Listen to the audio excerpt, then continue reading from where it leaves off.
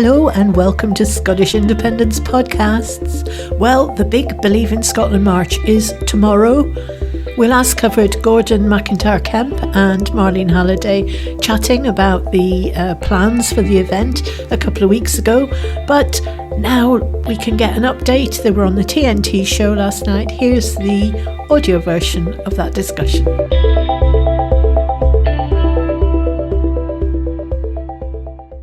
Hello, good evening, and welcome to the TNT show. I'm John Drummond. Tonight we'll be talking to two special guests, Marlene Halliday from Pensioners for Indy and Gordon Kemp from Believe in Scotland. They are joining us tonight to talk about a range of topics, including, very importantly, the march and rally set for Saturday in Glasgow. Thanks for joining us. How are you? First, Marlene. Oh, well, very good to be here, John, and thanks very much for asking me along with Gordon. Gordon and I have been spending a fair bit of time in each other's company, well, online at any rate, for the past few months, sort of helping get ready for this march on Saturday. So, yeah, I must admit, that's uppermost in my mind at the moment. Gordon, tell us a bit about the march on Saturday, please. So yeah, we've got our second march. Believe in Scotland organised its first march in Edinburgh and rally in Edinburgh in September. We had a great day. People told us it was, the feeling was like family friendly, getting the independence family back together, felt like 2014 and all over again. And that's kind of what we're aiming for. We have a great range of speakers and entertainment. We've got lots of bands, lots of stands, lots of blocks within the march itself, and we're walking from Kelvin Way out near Glasgow University to George Square, and it's all going to be happening at George Square. Terrific. And is that where the speakers will be speaking at? Yeah, the rally will be at George Square itself. People are asked to meet at 11:30 at Kelvin Way. We're going to have some entertainment there from Shibooms, which is an all-female drumming band. And then Sore Alba Pipes and Drums are going to lead us off, and we'll get to George Square, who knows, about 2:00 probably. Maybe something to add in about, going to George Square, because it's Believe in Scotland linking up with Pensioners for Independence. And well, we wanted the march to be not so long that it would put older voters and members of Pensioners for Indy off. But we also wanted the rally to be somewhere that was really accessible for public transport, and folk can't or just don't want to actually go in the march. They can head straight into George Square and get ready to join in the rally there. So I think it's a really good route all round. And I gather, Gordon, you've also got billboards. We've got some billboards up as part of so this is part of a big indie weekend. We're doing the march and rally on the Saturday, and then on the Saturday night, to thank all the volunteers, we've got hundreds of volunteers that help put events like this together. We're doing a after party. Iona Fife will be performing at that, at the committee rooms just off George Square. And then on the Sunday, we're working with all the Yes groups in Glasgow to do a mass leaflet drop from 10:30 in the morning on Sunday, starting at Langside Halls, and there'll be a few stalls and stands there as well on the Sunday, and we're hoping to get out thousands and thousands of leaflets across the south side. So it's all part of a big indie weekend. So for the 2 or 3 weeks leading up to it, or the 2 weeks leading up to it and the 1 week afterwards, we're running a billboard campaign throughout Glasgow, 2 different designs, switching around different electronic billboards, but we've got permanent ones. If people have been driving along the Clyde Expressway, they'll see our billboards on the Clyde Expressway as well. And the first day they went up, I actually was driving on the Clyde Expressway, and I looked in my mirror and I saw our Independence is Normal billboard, and I just went, oh, that's cool. Oh, wait a minute, that's mine.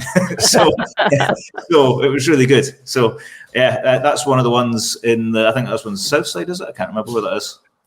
But I haven't been to all the locations myself yet. I remember them from the last time you had the Billboards campaign up, and I was driving along the expressway a few times. It was fantastic. Suddenly, they appear in front of you in a big screen, and well, maybe if you're driving and you're in a traffic jam in the morning, it's not so good. But they do have time to really take in what's on the billboards.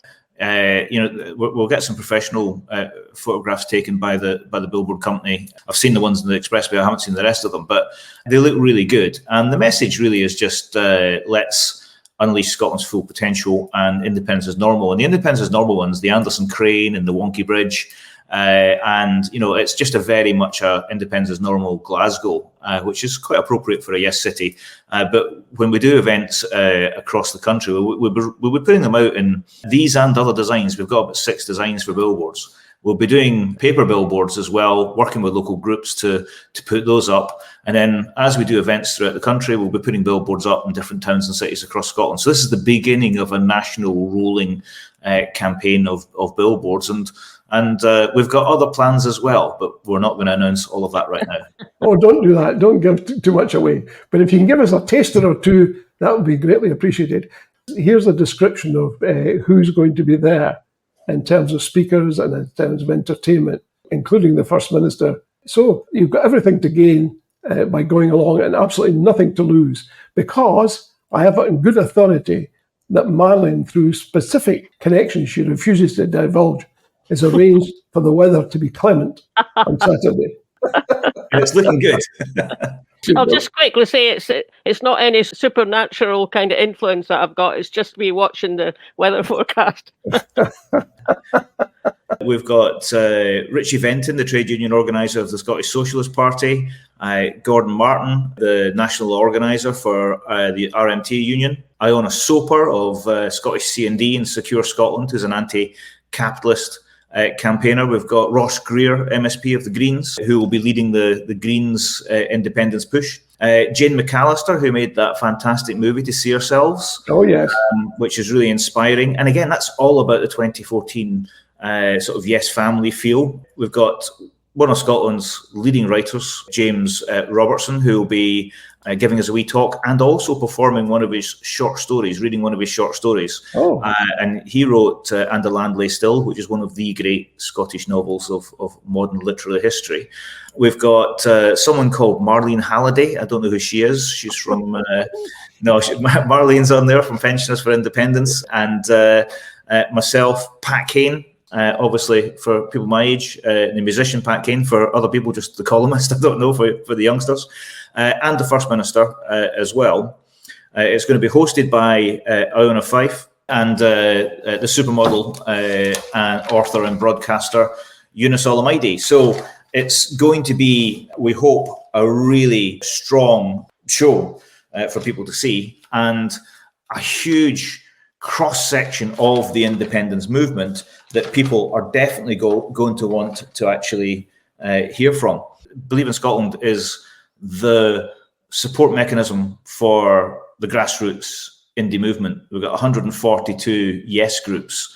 And so we've also got Mary McCabe, who's from Pensioners for Indie, who is just one of these hero hard workers who gets out twice a week, Pensioners for Indie stalls in Buchanan Street.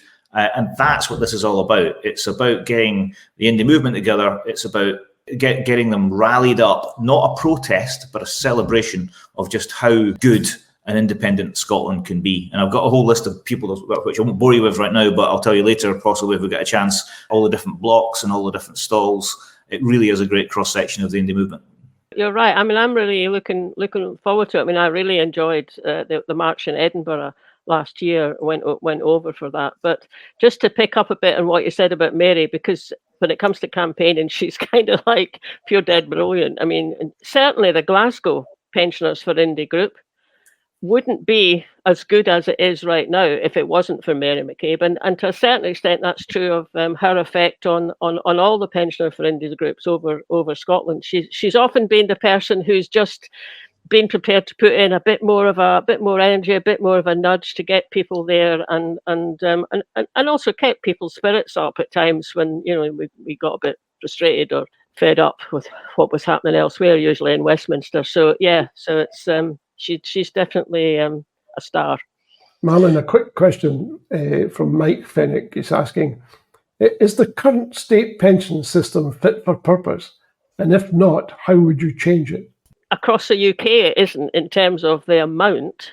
The amount is £220 a week for the state pension if you get the full amount for it.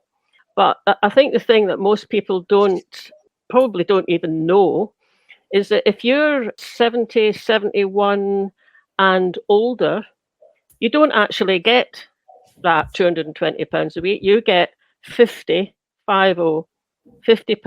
less than that. Because when they put it up to the new state pension, it was only for people coming into the system. It didn't apply to, I'm one of them, those of us who were still in it. So it's actually £170. And I think that there's something that could be done just to focus on that particular, well, I'm saying that particular group of pensioners, actually it's a majority of pensioners, but maybe those pensioners who are still on that lower rate and who depend on it. I think that's where something really, really could be done. And I have a wee suggestion, which I'm going to say on Saturday, but I'm going to keep it till Saturday. Well, you can trial it a little bit, so that a little teaser, a little of a taster, Marlene. Okay, a wee teaser. People to come along and listen to you on Saturday. Okay, a wee teaser. So you'll have heard about the Scottish Child Payment. Mm-hmm. It's aimed at low-income families with kids, less under 16-year-olds. It's now up to £25 a week per child. Now, it's described worldwide as an absolute game changer when it comes to addressing inequalities. And if you just listen to what the parents say who get that, they come out with their lives are so much less stressful. The whole family benefits, and the stress isn't there so much because they know they've got that extra cash coming in every week. Yeah. So I think, you see, with a bit of creative thinking in there, there's maybe room for doing something similar for pensioners who are of that age, over 70, 71, and only getting 170 quid a week. And I know there are benefits, and people can apply for other benefits, but the kind of foundation amount, £170, maybe we could do something to top that up in the same way that we have for child payment. I think that's an excellent suggestion. If there was money in the budget, it'd be a smart thing to do. But I'm going to float the idea as well, so it'd be interesting to see what comes up. It's a great idea, and maybe as you probably plan to do, is to couple it to independence and say, well, of course there are budget constraints, but these constraints might not be quite so taxing, if you excuse the pun, in an independent Scotland, perhaps. Could be a first step that just, gives an indication. If it could actually happen, it would be brilliant, but it would also give an indication to people about what could come after that. Well, it's also an argument for independence. If you can say, look, this would be a practical proposition, come independent. Another question for you, if I may. Somebody's asking, what does Marlene think will persuade older voters to switch to yes? Yeah. Especially those who were no in 2014. Yes, if only Marlene knew the answer to that. My job is to ask the questions. Yes, exactly. Obviously, the questions are rolling in. When you looked at the polling that was done, there was polling done very soon after the 2014 referendum, and it did kind of come up with the main reasons why people voted both yes and why they voted no. Yeah. And actually, there was a great deal of overlap between all the age groups. Yeah. But there were some, and interestingly, there were some people voted yes because they were concerned. They had concerns about the National Health Service. But then other people voted no because they had concerns about the National Health Service. So it's kind of hard to pick your way through those and come up with a definitive answer. There probably isn't a definitive answer. But I think for older people, maybe it was just like a step too far into the unknown. Yeah. I think it would be different with a second referendum or however path we follow to get to independence. I think it's a bit different now. But I was coming back from Glasgow Green. I'd been at one of the big marches, one of the early All Under One Banner marches. I got on the bus, sitting next to I was going to say an elderly lady. Well, she was more elderly than I am. And she said, the bus is very full. And I went, yeah, there's a big thing on in Glasgow Green. It's about Scotland being independence. And she kind of went, oh. And she said, oh, have you just been at that? And I went, yeah, it was great. And I got chatting to her, and it was obvious that she hadn't voted yes. And I said, what made you not? And something she said, well, my sons have both been in the army, and it's the British Army, isn't it? And we've always looked after one another. And I don't know if it's a good idea to break up, the country like that. But the other thing she said was, I just don't know. It's just a very big thing to do. And to be honest, she said, I was just too scared. So, maybe there's just, that's the emotional side of things that we have to address. And I suspect that probably the main bit of work to do is to engage with people's emotions that they have around about it, maybe more than it is about giving information. There's plenty of information, but people need to be reassured emotionally. You may be interested, in the last 2 shows we've been talking to young people, and that's one of the points that they made, was that the way the information is conveyed, as far as they're concerned, is poor. And the other point they made was a vast majority of that constituency who didn't vote because they weren't old enough, 2014, are already convinced that independence is a good idea. So it's not like you have to go out there and say to people, do you think, convince them it's a good idea? They're already convinced. The difficulty will be persuading these folks to actually cast a vote as and when the time comes. But what was interesting too, they made roughly the same point. They said it's useful to get information to people that addresses their concerns specifically, and also the fact that for young people it's very much an emotional commitment, which is fascinating because you're talking about an emotional decommitment.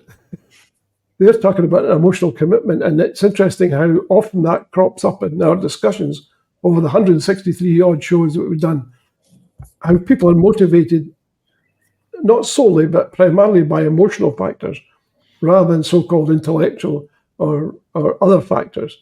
It plays a huge part, it seems, in people's decision-making processes, which is interesting. Yes, I think that's right. I mean, it's been something that I have to admit myself, I like the information. I want to go and get the information, and I'll use that a lot in making my mind up. But if I'm honest, I was always going to vote yes for Scotland being independent. And I did go and convince myself about the economic case for it.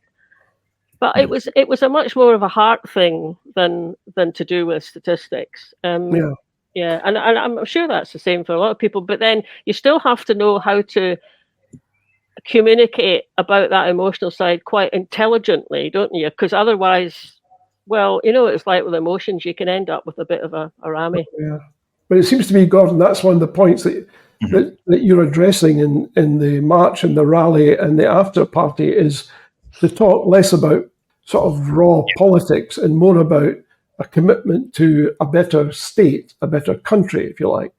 Yeah. And that kind of ties into what Marlene was just saying about pensioners. The UK government calls it the old state pension and the new state pension. So people think that the new state pension has replaced the old state pension, but they're just taking the mick with those terminologies. You have to have retired, I think, Marlene, correct me if I'm wrong, is it the 1st of April 2019 that you have to have retired after that to get the new state pension? It's about that, yeah. I know it the other way around. You've got to have been born on 1953 or earlier. So that's about right, yeah. Mine's easier for someone like me who can't think on his feet. So, give me a calculator. Yeah. So that would be the first of April 2019. Yeah, for that financial year, and 82% of Scottish pensioners don't get the higher pension, don't get the new pension. So it's really it's a con. We did some work where we figured out that you actually need £241.50 just to live with dignity. That's a minimum amount. So getting 169.20 isn't it. If you have no other income, you can make a claim, which is means tested, and get to 218.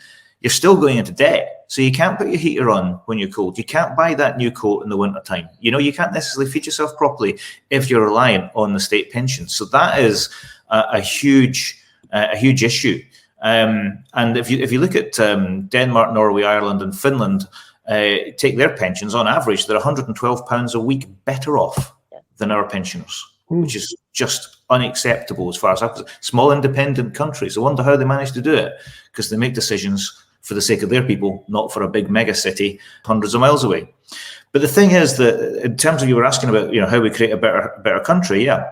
We've done a poll, and this kind of will answer the question that Marlene was talking about before. We did a poll 2,000 people. And we said, if the Scottish Government put a well-being approach at the heart of its economic plans for independence, that's a plan that recognised that quality of life, equality, fairness, sustainability, happiness and health are all outcomes that should be given equal weight to GDP in economic planning, and that you offered the well-being pension and brought pensioners up to just a basic level of dignity. Well, overall, yes increases 12%. Versus the same people being asked the yes/no question 2 minutes beforehand, right? And 12% rise in 16 to 34s, a 13% rise in 34 to 54-year-olds, and 55 plus goes up 10%. And that takes independence to exactly 60% from 48. Yeah. And the interesting thing is it takes English-born respondents, who we had a heck of a lot of, to 54% yes. Yeah. Right. And, so there is a way through. It's about how do we build a better country? And it's not about policies. It's not about government. It's not about, the papers that Jamie Hepburn, the Independence Minister, is putting out, they're important preparatory work for independence. They're important, but no one's going to read them and be convinced to change their mind.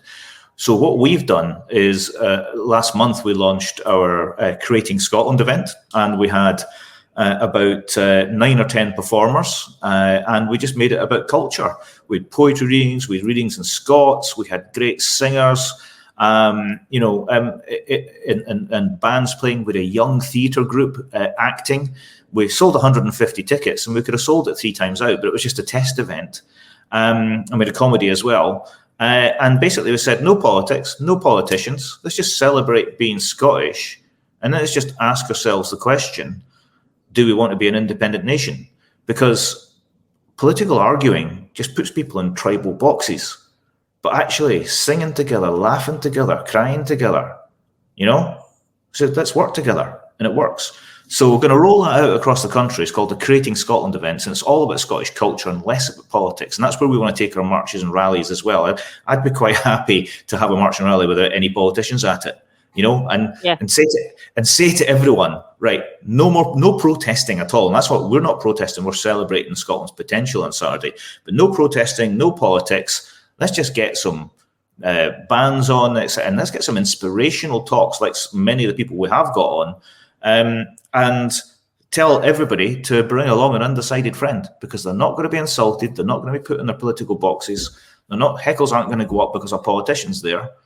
We'll sing together, we'll laugh together, we'll cry together, and go grab a beer and talk about independence and how much better Scotland can be. I think that's how we win our independence. It's about the grassroots, and it's about culture, and it's about friends talking to friends. Let's take it away from the politicians, because they're not delivering, none of them.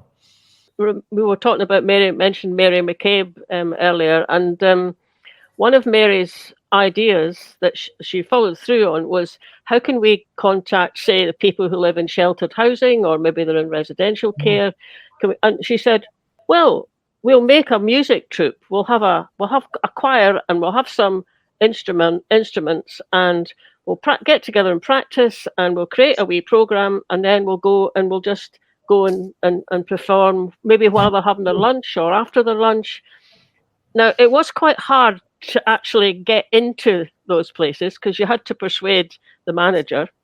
But we did, and we had I'm not a great singer, but I was singing a little bit, and I got my fiddle out, so I was sometimes accompanying the singers, and it was good fun doing it.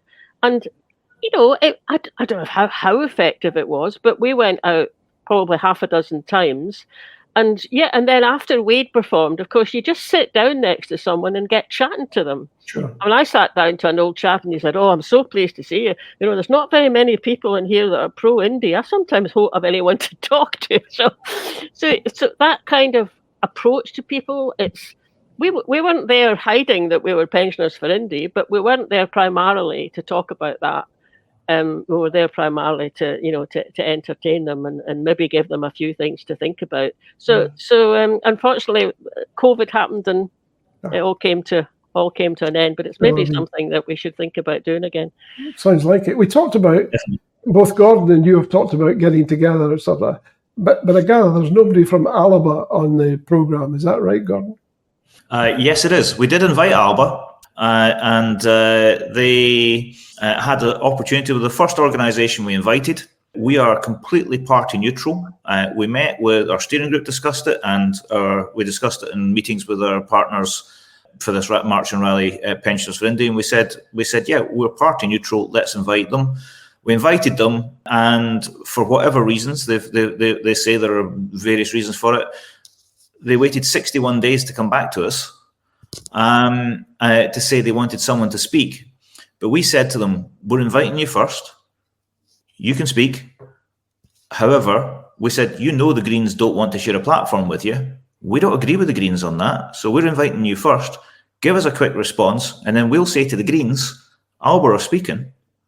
But we need you to say that because we want to invite you first. We don't want to invite the Greens, then tell them that you're coming along because we have to uninvite them. We thought that was the reasonable way to handle it. They waited 61 days. I texted them, I phoned them. Nothing came back. So we said, right, they're not answering us. We're going to move on. We invited the Greens, who we were always wanting to invite anyway, because we want to invite everyone. And the minute we announced the Greens, they went, we'll have a speaker. And I just went, no, you won't, because you've messed us around.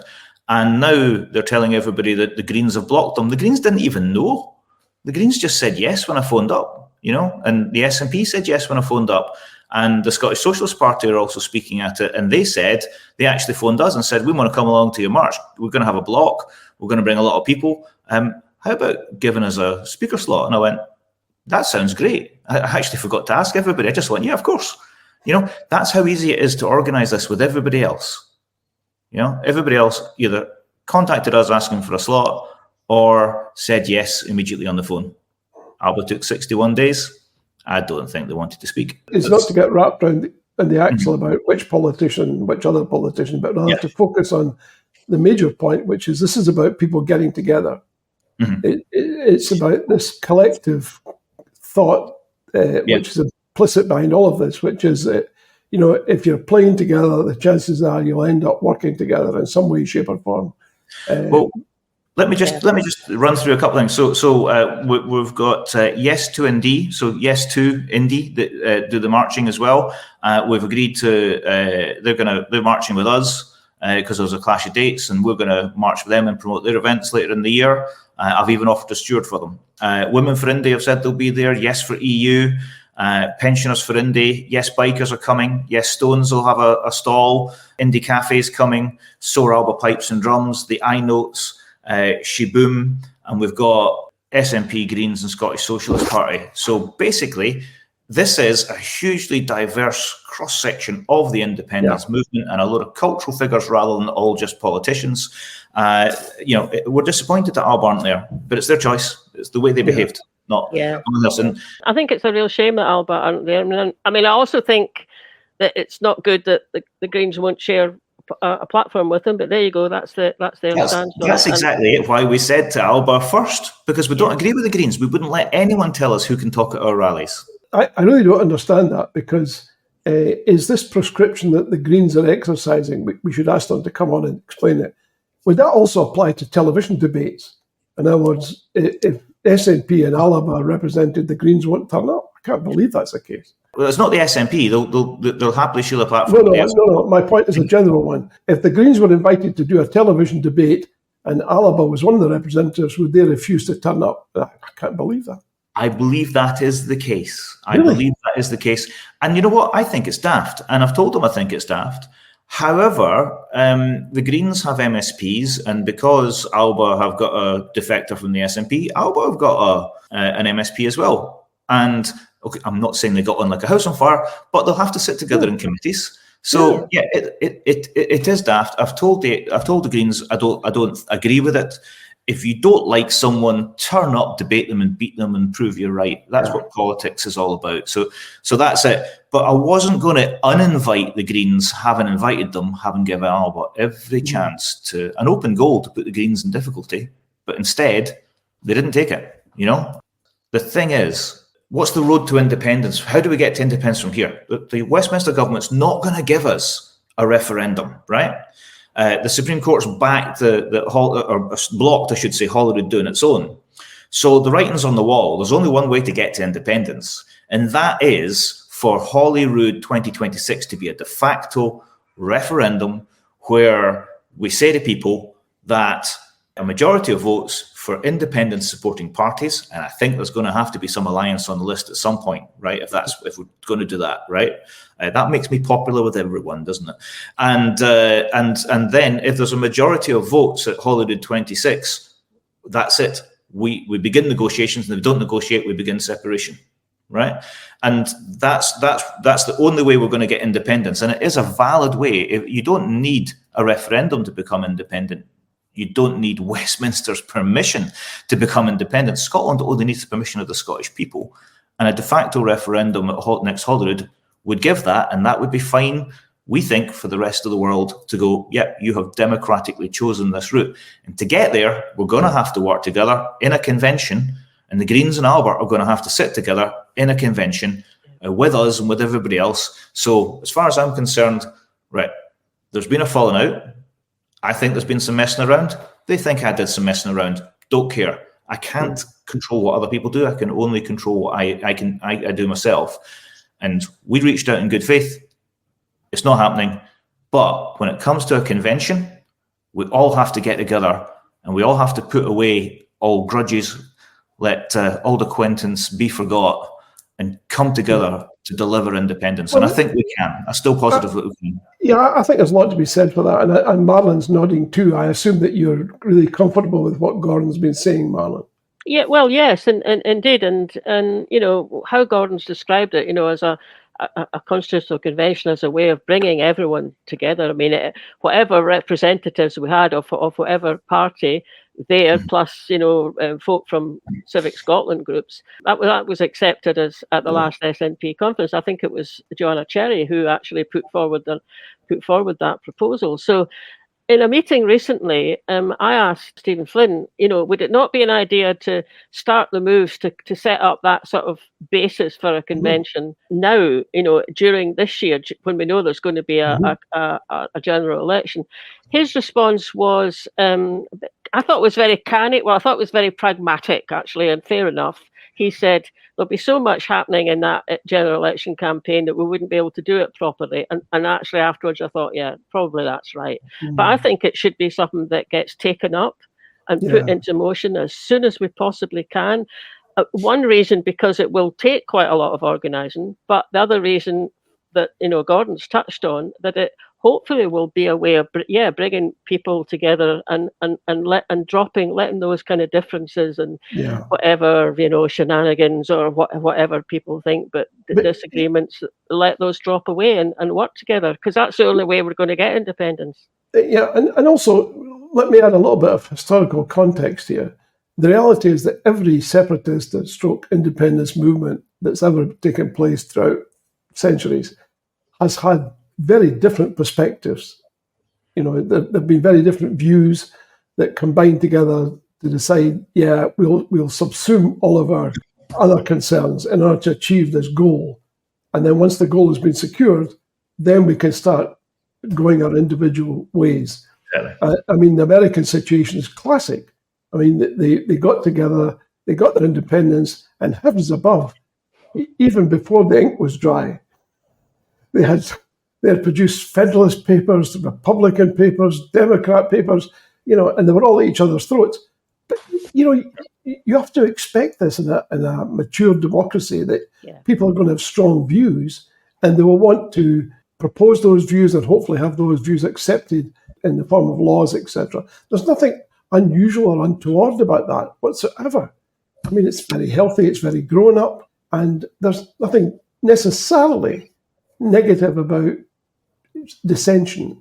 You know, you need a little bit of grit in the oyster to produce a pearl. Maybe we should all take a deep breath and say, this isn't so. A, it's not so terribly unusual historically, and B, there are ways through this in the way that you and Gordon have described. Yes, I mean, I think, you know, as well as me being part of Pensioners for India, I'm also one of the presenters for a Scottish Independence podcast, and we did a series of podcasts where we talked to people from every independent supporting party about what they thought was the way forward. And of course, this idea about a convention, Scottish constitutional convention, came up a lot, and there was huge enthusiasm for it. And more than one person said that would be such a good vehicle, if we get it up and running, and then, hey, we could, that group of people could then organise a meeting in Thurso and just invite people to come and say, what do you want? How do you think the best way forward is? Do the same in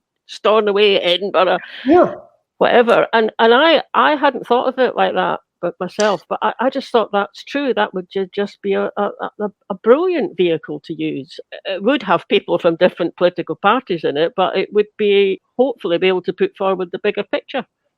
But it has to be a convention of the people talking to the people. Yeah. We need to go around Scotland and actually say, what are your hopes, dreams and aspirations for Scotland? And it's interesting, National Collective did that in 2014. And I think we'd like to steal that idea and really ramp it up because, talking to Andrew Barr from National Collective just a couple of weeks ago, he said, look, we asked people what their dreams were about Scotland. Come, if you had a magic wand, what would you change? And he said, people are like, nobody's ever asked us that. It's always been talking about politics. I just love that. It's great. So if we have a national convention, then it has to have the elected politicians of every party that's got somebody elected in it, including councillors, right? So it's going to involve everyone. But they will be there in the political bit. But the rest can be groups that are looking into pensions, groups that are looking into finance, groups that are looking into business, groups that are actually, Believe in Scotland will, I would assume, be the campaigning arm because we're, all the 90% of all the active Yes groups plus. And so actually go out and run events across Scotland, but not political events, cultural events like the Creating Scotland events, and get people talking, get people saying, these are my dreams and aspirations for Scotland, capture that, and then put it into an independence manifesto that isn't a bunch of politics or isn't like Scotland's Future, which was unreadable, but is actually a manifesto that is based on the hopes, dreams and aspirations, the better selves that we actually want to be as a country, based on our values, and show it to people and say, right, that is what you have told us to go and get, and we're going to go and make it happen. Are you with us? And if we do that, we will get 60% easy, right? We've got to take it out of the hands of the politicians. I keep saying I'm going to be very popular in my next meeting with a politician. We've got to take it out of the hands of the politicians. And the reason for that is, if you look around the world at every successful social construct change, every independence movement, whatever you want to call it, they're not led by politicians. Politicians don't make waves, they ride waves. So the people have got to make the waves. And Estonia, it was the singing revolution. It was choirs that organised the holding hands along the motorway. And, you look at Václav Havel, who was one of the key figures in he was the Czech Republic president. He was one of the key figures in destroying the Iron Curtain. He was a playwright and a poet. Funny enough, it's always playwrights, it's always singers, it's always actors, it's always poets, it's always folk singers. Yeah, it's almost never a politician. They sometimes become trade unionists and something in Poland, but it's almost never a politician. So in Scotland, we're totally addicted to politicians. Politicians have fans in Scotland. If you're a fan of a politician, you need to get a life. These guys, I mean, I wouldn't want their job. I wouldn't want to wake up every day wondering what the papers are saying. And it's a hard life if you're actually doing surgeries on Saturdays and all. If you do the job properly, and especially the guys that are going into London, oh my God, what life do you have? So they're important, and the work they're doing is important. Those papers that the Scottish Government are putting out are important. But what's missing is a grassroots cultural campaign where we're going out and meeting people and engaging the undecided. And if we add that, and that should be the bulk of it, then we will win. So we get there. I assume you agree with this, Marlene. You haven't. I'll just go and get my fiddle out, shall I? I'm just going to say that. You could have. I do agree with that. And I saw a tweet it was from the Yes for EU group. They were out on Saturday in Edinburgh, and they'd linked up. So Yes for EU had linked up with some of the Edinburgh pensioners for Indy, a Yes Marchment group, and there was another couple of groups, and they were just standing on a corner somewhere in Morningside, I think it was. We stall, and they're just they're giving out leaflets, and they're standing there talking to people, and that's what does it. That's the way to do it. Have an actual, real live conversation with someone. I mean, Twitter. I mean, there's some people on Twitter who could start a fight even if they were the only person on Twitter. But in any case, it's a bit of a waste of energy to do that. You do need to get out and have real conversations with people. And just to pick up a little bit on the idea that the National Convention or the Constitutional Convention, whatever we call it, and asking people, what are your dreams? If you could change something, what would you change? That's just brilliant, because, eventually that's what can go into our Scottish written constitution, our actual proper written constitution. Once we're independent, we can put down, it's going to contain the values that we want the country to be arranged around and organised around. And I just think that's brilliant, actually. And Yeah, especially when, if you can bring people along, I mean, I know that's sort of pretty long term because it would take some years to do that. But if you could bring people along, even at the very beginning, to kind of engage with that and think, oh yeah, what would I change? That's the way to go. Definitely I think the way. also there would be another big advantage in all of this, it seems to me, and that is that, especially from outside Scotland, the impression one gets is there's a terrible lack of self-confidence among Scots. I mean, for example, listening to the two of you will come to as a bit of a shock to many people, because both of you talk in positive terms. You talk about, there's a challenge, but this is the way you meet the challenge. In other words, you're proposing ways forward. That comes out of self-confidence. Nobody who lacks self-confidence would ever say, oh, I can find a way through this. Here are some ideas, because they don't come from that place. You have to be self-confident. But when I look around and I speak to other people, they say, well, why don't Scots do this, say that, etc.? The impression they have is of a bunch of people who, while they may be concerned, deeply concerned in some cases, don't somehow articulate that in the form that you two do. In other words, you're looking forward. They tend to say things like, well, you really can't change things. That's the way it's always been. And particularly amongst older people, I have to say, that there's that strong sense of, well, it's hard to change things and where's the support for it, etc., etc. So there is a sense outside of Scotland that there's a lack of self-confidence, I have to say.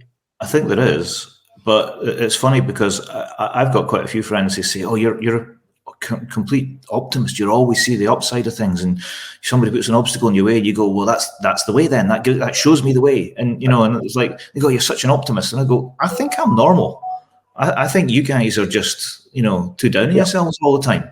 And I was brought up in England. So I was brought up in the northeast of England and didn't have the upbringing of my mother and my father, Drummoyne in Maryhill, etc. And my attitude is so different from theirs to life. I mean, they moved as economic, I nearly said economic refugees, but that's not the quite word, is it? Am I economic migrants from Scotland? Okay, it was bad, but maybe it wasn't that bad. But as a young kid, I was taken down to England, but they're so much more confident than us in almost every way, and that is an issue. And there's a thing called the Glasgow Effect, where the idea is that poverty and deprivation makes you die younger because you have less of a life to live and less hope, etc. And I buy into that, and that's why I support well-being economics as a replacement for the capitalist system that we have now, or the neoliberal capitalist system, because it's not just capitalism, it's a bastardized type of capitalism that certainly isn't for anybody except oligarchs, etc. That's where we're heading. And so well-being economics is about finding balance in society with the economy. And when you put it that way, like you saw with the poll data I gave you before, people go, yeah, that's common sense, let's do that. Yeah. But for some reason, we've got an economic strategy in the United Kingdom that is so out of step with the values of the Scottish people. I don't know why the economy isn't the biggest reason people would actually want to switch to independence, because ideas like Marlene's to top up the pension, well, like I say, I'd like to see a European average pension, or at least get building up towards that after independence.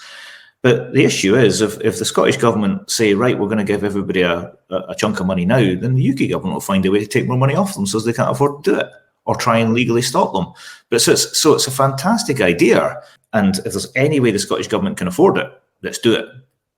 But all we're doing is just delaying the inevitable, because Britain is broken, and we've got to I think that's the additional point that I would suggest that you might want to consider, the two of you, at some stage, which is that so often, and I've said this in other shows, it strikes me that the Yes movement, the independence movement in Scotland, is a bit like a one-club golfer. Everything is commonly very positive. We'd like you to do this for this reason. But there's never anything negative that says, oh, by the way, the UK is a busted fly. Here are the reasons why the UK does not have a long-term future. Sometimes you have to say something negative about the other side. Otherwise, it sounds a bit like sort of terribly, terribly optimistic. And it's not, because most people expect a balanced view. And if you give people a little bit of negativity as well, it makes the cake more eatable, as it were, it seems to me. And there is such an extraordinary story to be told about why the UK, is in such a basket case, and why that's not going to be resolved anytime soon. So what it does is it takes away the safety blanket notion that people have, that you described so eloquently, Marlene, about the woman you met in the bus. I don't want to make a mistake here. Well, but if you thought that by staying still, that was a terrible mistake, then you would make the move. Because it's second. If the house is on fire, you're not going to sit there.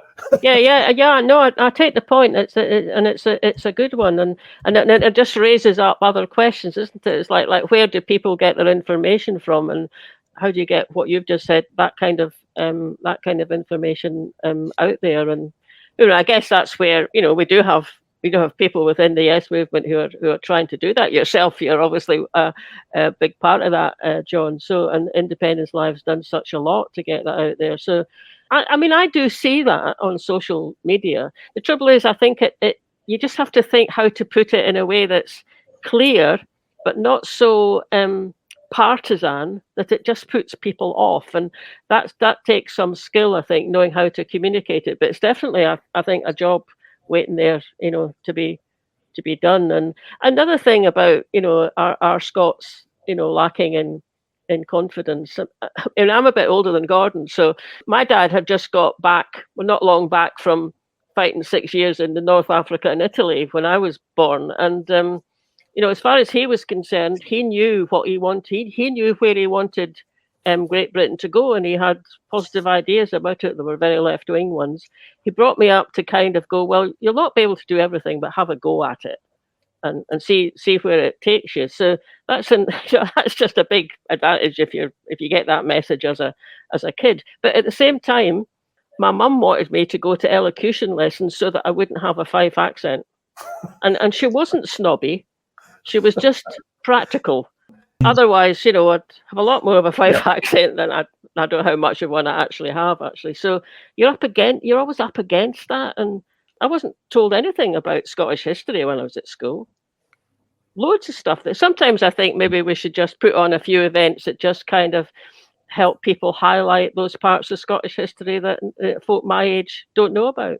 Like the radical walls of independence in the 1820s and, loads of other stuff that's there. So it's quite a lot of work to be done, isn't there? It certainly is. That's part of the culture push. It's part and parcel of all of that. Now, I'm going to ask you a leading question now. Having highlighted all of the misgivings and concerns about how things could be improved, the Labour Party is saying to people right now, if you want change, vote for us. What's wrong with that? The issue is that all the polls have told the political parties that the big issue here is getting rid of the Tories. And on a UK scale, getting rid of the Tories means voting Labour. But it sure as hell doesn't mean voting Labour in Scotland. And the SNP have been saying, let's get rid of the Tories. The Tories are gone. In all likelihood, even with a half-decent campaign, the SNP will take the Tories out in every seat in Scotland, right? And they might hold on one if they're very lucky, if they somehow rebound. But yeah, so Labour, in order to take out the Tories down south, and in what used to be the red wall is now called the blue wall, are just saying they will be, and they will be the continuity government, that they will be Tory, not even Tory light. They're praising Thatcher. They're talking about privatising the NHS just in order to win. And as far as I'm concerned, it's not going to be a single jot better, for Scotland. In fact, I think it would be worse. And if they get seats in Scotland, they'll call that a mandate to stand against Scottish independence. So independent supporters who vote Labour thinking, well, at last I'm going to get on a winning side, are not helping the independence cause, and frankly not helping the future of the Labour Party in an independent Scotland either. But the SNP have got an opportunity of a lifetime, because they've got their troubles. They've got all sorts of troubles. Humza Yousaf, I do believe, is committed to delivering independence, but he's inherited a boat with a few holes under the waterline. It's not going great guns for many reasons that aren't actually his fault. I was, just as many people were, hugely frustrated and didn't have a good relationship with the Nicola Sturgeon government at all.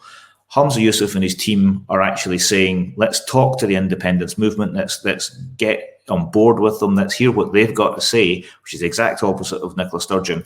And so, although they're in a less advantageous position, I do believe that if they get it right on the convention and on their independence messaging in this campaign, there's 52% yes support, and there's only about 32 to 34% SNP.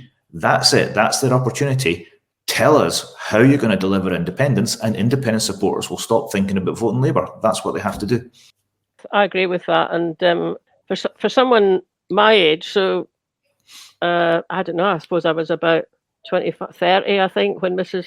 Thatcher came to...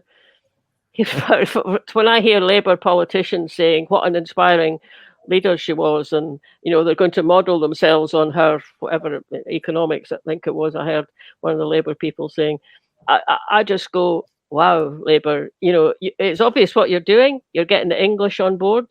Fair enough, because they do have to do that. That is where they have to win. But surely Scots watching that on their other television sets can go, hey, well, wait a minute, that's not going to suit us, and that's not what we want to vote for. So, yeah, don't vote Labour. You certainly don't need to vote Labour to get rid of the Tories. That was never the case. So. Labour are going to win by a landslide. I mean, there's no way the Tories can come back from this. Marlene and Gordon, thank you very much for joining us tonight. So to all of you, thanks for joining us. Stay safe, take care. Thank you. Good night. So hope you enjoyed that update from Marlene and Gordon. We'll see you all on Saturday, hopefully. I'll be in George Square, probably on the Yes Slates, Yes Stones stall. Marlene, of course, will be on stage. But wherever you find us, do stop and say hello. It's always lovely to chat to people. See you there. Bye now.